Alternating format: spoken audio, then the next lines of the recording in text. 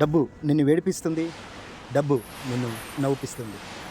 డబ్బు నిన్ను సంతోషపెడుతుంది. డబ్బు నిన్ను దుఃఖపరుస్తుంది. డబ్బు ఎంతో ఎత్తుకు తీసుకెళ్తుంది. డబ్బు ఎంతో ఎత్తు నుండి కింద పడేస్తుంది. డబ్బు నీకు మర్యాద ఇస్తుంది. డబ్బు నిన్ను అవమానపరుస్తుంది. డబ్బు నిన్ను పని చేపిస్తుంది. డబ్బు నిన్ను మోసం చేస్తుంది. డబ్బు నీకు మోసగిస్తుంది. డబ్బు నీ ప్రాణం తీస్తుంది. డబ్బు భేదం చూపిస్తుంది. డబ్బు బంధాన్ని దూరం పరుస్తుంది. డబ్బు విలువనిస్తుంది. డబ్బు నీ విలువ తీస్తుంది.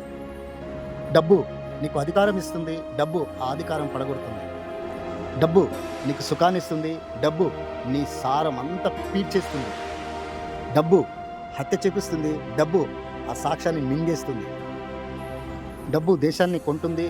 డబ్బు దేశాన్ని అమ్మేస్తుంది. డబ్బు బ్రతకడం నేర్పిస్తుంది. డబ్బు చావటం కూడా చూపిస్తుంది. డబ్బు సమాధానం ఇస్తుంది. డబ్బు సాక్ష్యాన్ని పోగొడుతుంది. డబ్బు సమస్తము ఇస్తుంది. డబ్బు శవాన్ని మోసుకెళ్తుంది. డబ్బు మార్పునిస్తుంది. డబ్బు మాయరోగం తెప్పిస్తుంది. డబ్బు ధనవంతుని చేస్తుంది. డబ్బు దరిద్రుని చేస్తుంది. డబ్బు ధైర్యాన్ని ఇస్తుంది. డబ్బు బలహీనతనిస్తుంది. డబ్బు పేరు ఇస్తుంది. డబ్బు పేరుని తీసివేస్తుంది. డబ్బు ప్రేమనిస్తుంది. డబ్బు ప్రమాదాన్ని తెస్తుంది. డబ్బు ఆస్తులను ఇస్తుంది. డబ్బు ఆయుష్ని తగ్గిస్తుంది. డబ్బు అన్ని పనులు చేపిస్తుంది.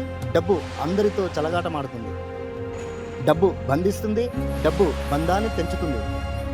డబ్బుకు ఎవరైనా లొంగుతారేమో కానీ బైబిల్ దానికి లొంగదు. బైబిల్ హెచ్చరిస్తూ ఉంది. 1 తిమోతి 6:10 ఎందుకనగా ధనపేక్ష సమస్తమైన కీడుకు మూలము. ధనపేక్ష సమస్తమైన కీడుకు మూలమే ఉంది కానీ ధనము గురించినటువంటి ప్రత్యేకమైన ఆశీర్వాదం అయితే లేదు అన్నట్టుగా బైబిల్ సంబోధిస్తుంది. ఉదాహరణకు ఏమీ లేకపోతే ఎలా జీవితం